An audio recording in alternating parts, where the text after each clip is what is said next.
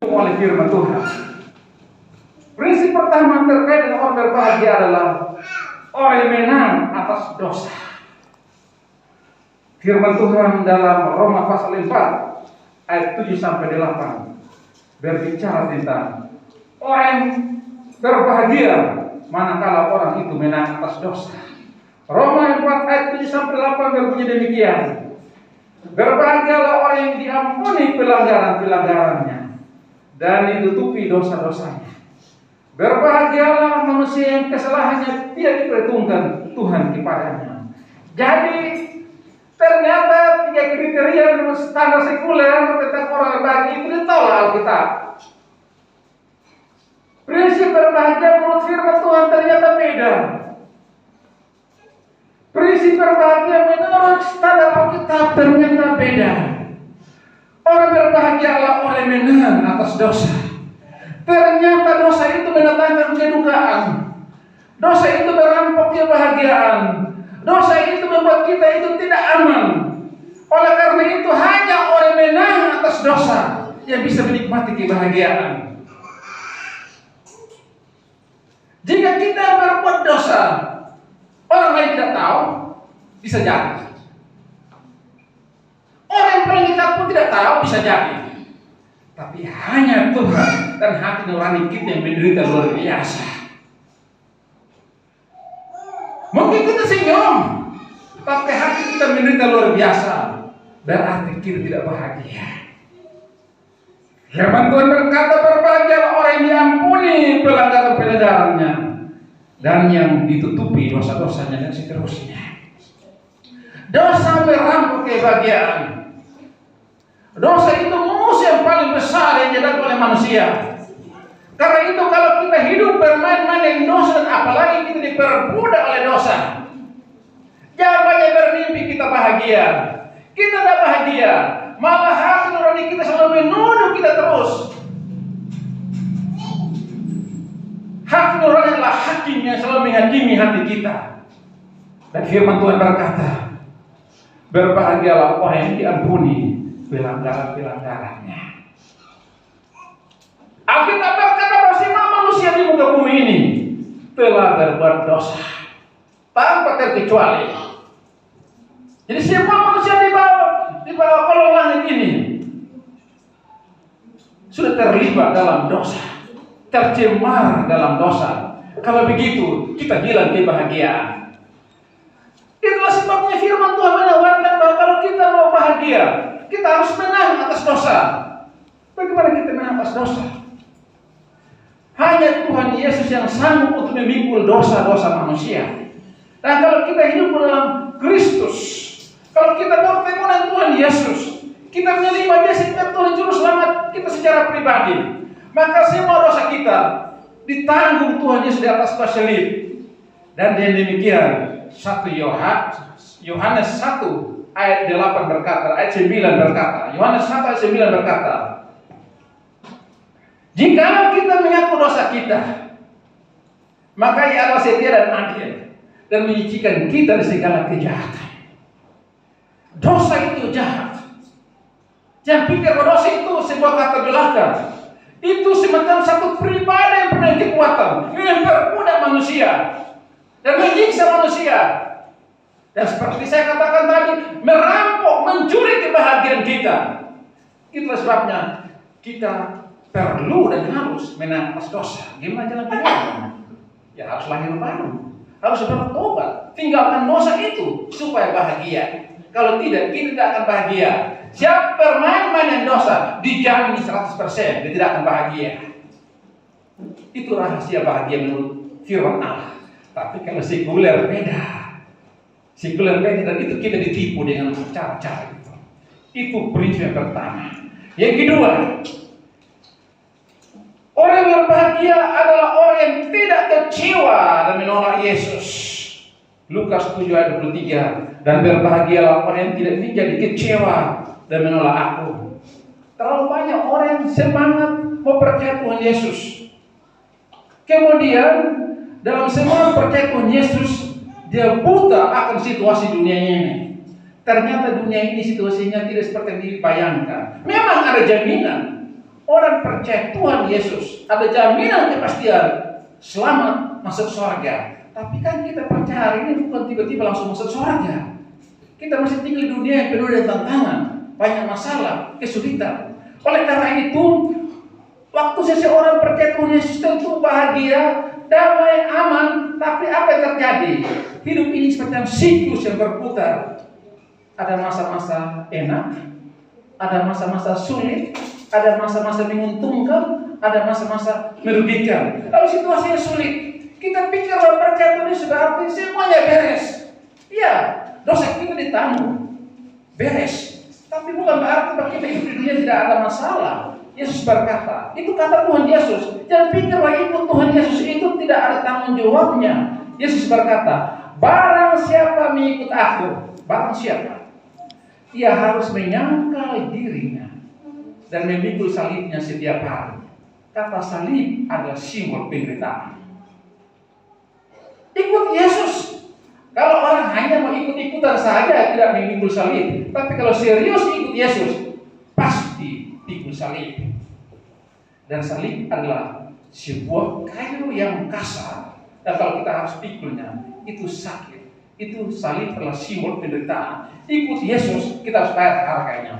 Oleh karena itu banyak orang tidak siap, lalu kecewa menolak Yesus. Tapi berbahagialah orang yang begitu ngambil keputusan untuk apapun harganya tetap mengikut Yesus. Dia orang berbahagia. Salib adalah dasar kemuliaan. Salib itu penderitaan, tapi itu dasar kemuliaan. Tanpa salib dia tidak akan menerima kemuliaan. Yesus berkata, berbahagialah orang yang tidak menjadi kecewa dan menolak aku.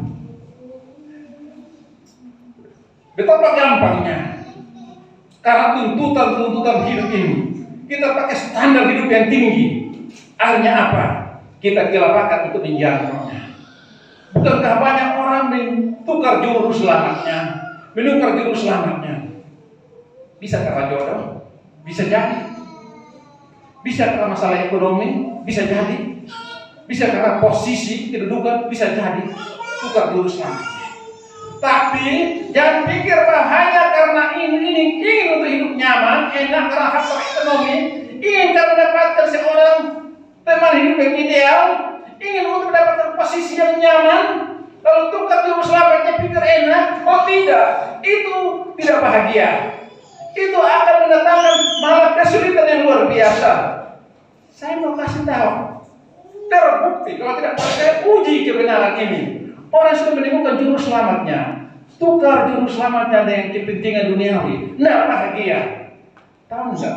Seorang yang diberikan julukan leher beton. Melkisedek itu seorang pekin yang begitu kuat sekali.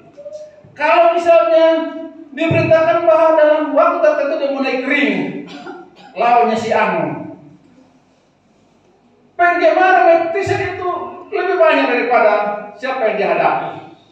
Dan selalu komentar, pasti menang. Dan itu bukan hanya menang, sekedar menang KO. Tapi akan terjadi tahun 1996. Evander Holyfield menantang Melkisedek. Dan pada waktu itu memang nama tenornya Melkisedek luar biasa, menjangkau seluruh dunia. Komentar-komentar di televisi TVRI memang jauh sekali. Komentar mereka pintar banget. Mereka berprediksi, ramalkan bahwa nanti Melkisedek pada saat pertandingan Evander Holyfield dijatuhkan paling lambat ronde ketiga. Dan komentar mereka seolah-olah dipercayai gitu. Orang pesimis terhadap Evander Holyfield. Tapi pada saat Evander Holyfield naik di atas ring, saya lihat di sabuk atau ikat pinggangnya ada tulisan Filipi 4 ayat 13. Apa bunyinya? Waktu Evander naik di atas ring, di ikat pinggangnya ada tulisan Filipi 4 ayat 13, yang bunyinya segala perkara dapat kutahui dalam Dia karena Dia memberikan kekuatan kepadaku. Wah, artinya naik pada saat Delegring tegang gitu untuk menonton, orang nunggu. Bisa ronde pertama Ivan Holyfield itu jatuh. Ronde pertama kok tidak jatuh-jatuh. Mungkin ronde kedua. Ronde kedua pun tidak jatuh-jatuh. Ya berarti ronde ketiga. Ketiga pun tidak jatuh-jatuh. Artinya situasi mulai berbalik gitu.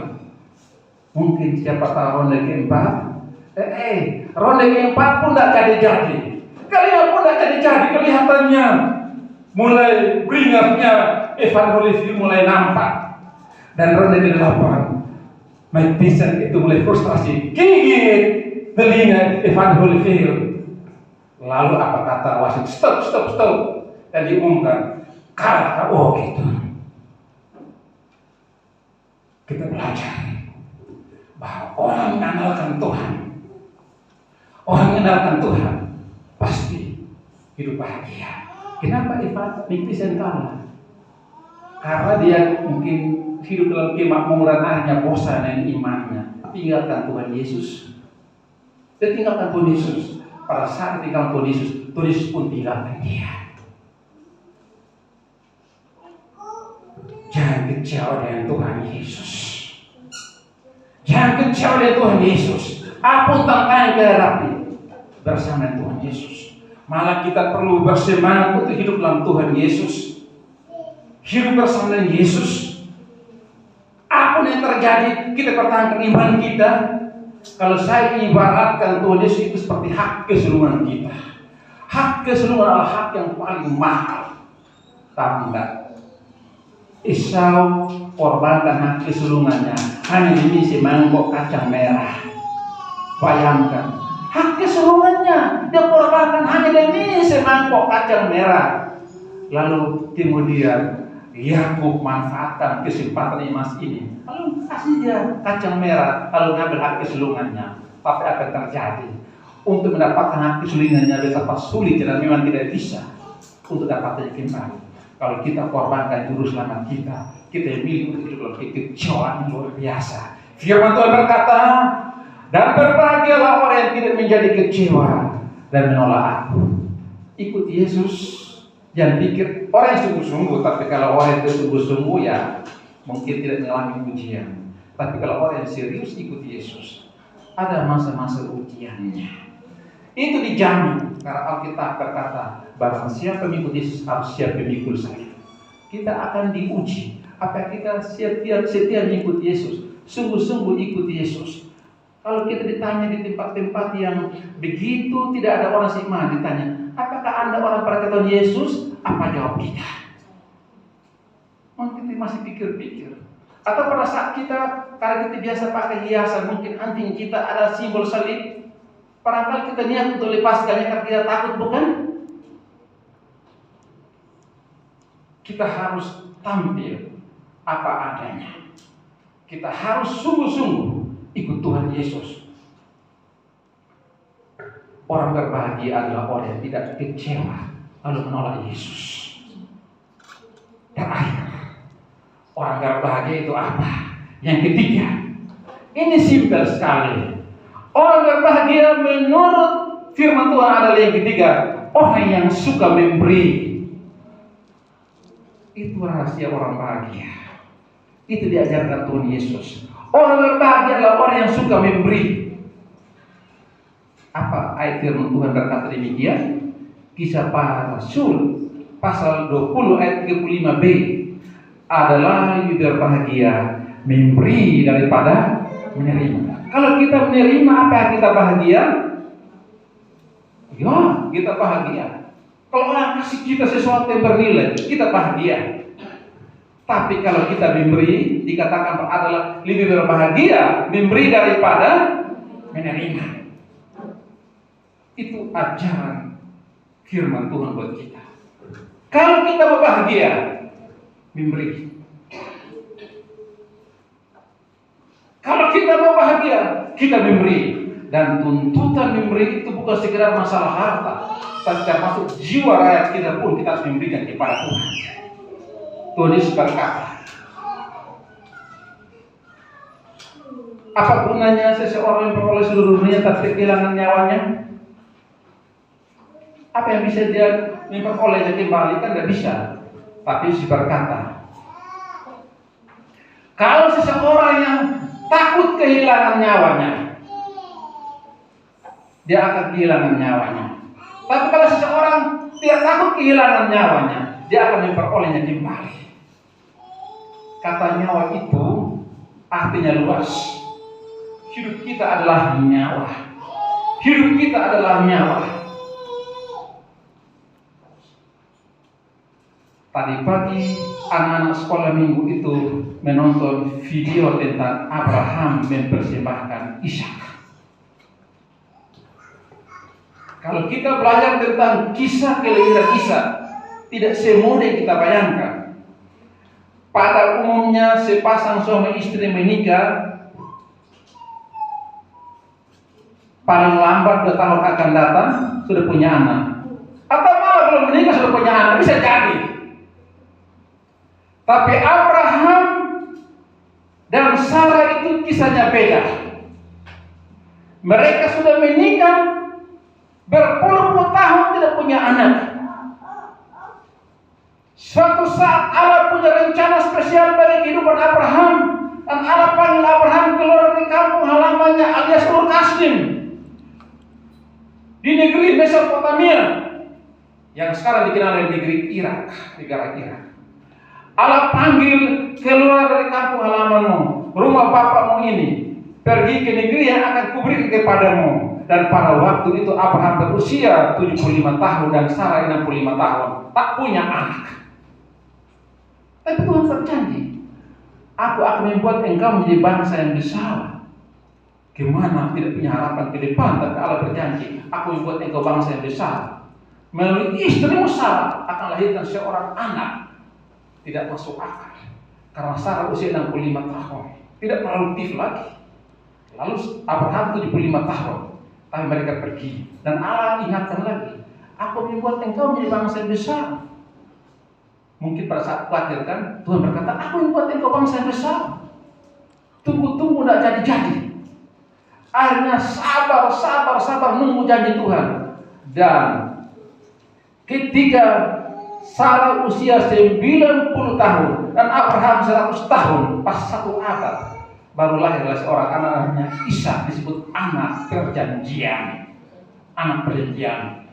Oh, betapa bahagianya apa itu Ishak dan Sarah. Seorang wanita berusia 90 tahun baru gendong anak. Seorang bapak usia pas 1 abad melihat anak kandungnya. Janji Tuhan, pasti cintanya kepada Ishak semakin bertambah-tambah. Dia pelihara Ishak yang luar biasa. Abraham seorang kaya, diberkati Tuhan luar biasa. Dia banyak harta, tapi pada saat ini cinta anaknya luar biasa. Dan dia pelihara Ishak dari umur, dari waktu ke waktu, dari 1 tahun, 2 tahun seterusnya. Pada saat Ishak usia 14 tahun, sudah masuk masa puber. Cinta Abraham kepada Ishak pun tidak pernah pudar. Apa yang kau minta? Kalau kita pakai situasi masa kini, Ishak, ganti HP ya, ganti ya, ganti lagi model apa, pakai kendaraan apa, ganti aja. Nggak usah takut pulsa, bapak tanggung semuanya. Apa lagi ya? Manjakan anaknya luar biasa, sayang anaknya. Dan Tuhan lihat anak, lihat Abraham. Waduh, kok cintanya luar biasa buat anaknya. Apakah orang itu tidak boleh cinta anaknya? Harus. Dan disitulah ada satu ujian yang tidak tanggung-tanggung kepala beratnya. Tuhan datang berfirman kepada Abraham, pergilah, persembahkanlah anakmu itu sebagai korban bakaran. Anak yang engkau kasihi itu sebagai korban bakaran, bukan penyerahan anak. Serahkan anakmu di GKI Rejoice, kan enak kan? Setelah itu dosa sekolah minggu ya. Tapi ini beda. Pergi 3 hari lamanya, lalu dipersiapkan kayu api buat anaknya. Bayangkan berjalan 3 hari lamanya. Sampai sana Ishak dibawa sampai puncak gunung itu. Dan Ishak penasaran, apa-apaan ini? Bapak ini ada kayu dan api, di mana dombanya? Kalau posisi saya Bapak Ibu seperti Abraham, bagaimana rasanya? Tapi Abraham berkata, Tuhan menyediakan. Dalam bahasa aslinya Jehovah Jireh, Tuhan menyediakan. Kemudian Ishak diikat, kemudian diletakkan di atas mezbah, dan Abraham tidak segan-segan ambil pisau untuk menyembelih anaknya. Pisau sudah sampai batang leher anaknya, tapi tiba-tiba suara dari langit berbunyi, Abraham, Abraham, jangan kau apa-apakan anak itu, karena aku tahu bahwa engkau tidak segan-segan memberikan anakmu itu, karena engkau tidak segan-segan menyerahkan hidupmu, nyawamu. Aku tidak segan-segan memberkati engkau berlimpah-limpah. Abraham memberikan nyawanya. Abraham kalau Ishak dikorbankan, tidak ada marga lagi ke depan, kan? Seperti kita orang-orang yang menganut dari segi Bapak, seperti orang Batak, orang NTT, orang Manado, orang Ambon, orang Papua. Kalau anak kita laki-laki kita sembelih, kita menghancurkan masa depan. Mengorbankan nyawanya. Tapi firman Tuhan berkata, Allah begitu bertindak dengan cara Tuhan. Benar. Abraham berkata, Jehovah Jireh untuk menjawab pertanyaan anaknya. Allah menyediakan. Karena itu, rahasia orang berbahagia adalah suka memberi. Suka memberi, itu kata Tuhan. Berbahagialah orang yang memberi daripada menerima. Memang itu ajaran firman Tuhan. Ciri khas Kristus adalah kasih, memberi. Jadi firman Tuhan berkata, waktu Yesus berkhotbah di atas bukit, Yesus berkata, berbahagialah orang yang murah hatinya, karena mereka akan memperoleh kemurahan. Itu penting sekali, kita harus memberikan hidup kita kepada Tuhan. Dan saya jangan berdasarkan firman Tuhan. Kalau umat Tuhan kita yang hadir pada hari ini, hidup kita penuh dengan kasih, Allah akan memberkati keluarga kita, memberkati gereja kita, dan melalui keluarga kita, melalui gereja kita, mempengaruhi lingkungan, melalui lingkungan mempengaruhi bangsa dan negara kita. Itu prinsip rahasia bahagia. Maka firman Tuhan hari ini mengatakan tentang soal berbahagia adalah satu-satunya cara bagi seseorang untuk hidup bahagia apabila orang itu menang atas dosa. Jangan kita bermain-main dengan dosa, itu akan merampok kebahagiaan kita. Orang yang tidak kecewa dan menolak Yesus, peliharalah Yesus sebagai Tuhan Juru Selamat kita. Dan orang yang suka memberi, ketika mendengarkan firman Tuhan ini, ngambil keputusan untuk mentaati firman Tuhan dan tunduk kepala. Kita berdoa.